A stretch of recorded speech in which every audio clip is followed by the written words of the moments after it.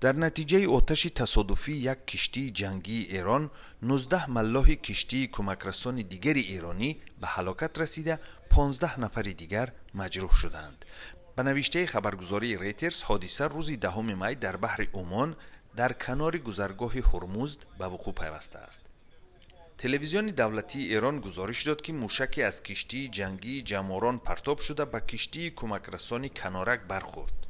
ظاهراً کشتی کنارک هنگام تمرین به کشتی جماران بیش از معیار نزدیک شده بود. بعضی رسانه ها میگویند کشتی کنارک غرق شد، ولی در صحبت با خبرگزاری فارس نیوز نظامیان ایرانی این اطلاع را رد کردند.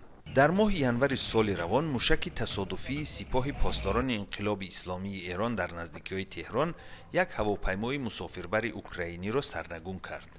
آن زمان نظام مدافعه ضد هوایی ایران در حال آماده باش قرار داشت، زیرا چند پیش با مقصد انتقام کشتار ژنرال ایرانی قاسم سلیمانی از طرف ایالات متحده آمریکا، ایران یک پایگاه آمریکا در عراق را آتشباران کرده بود.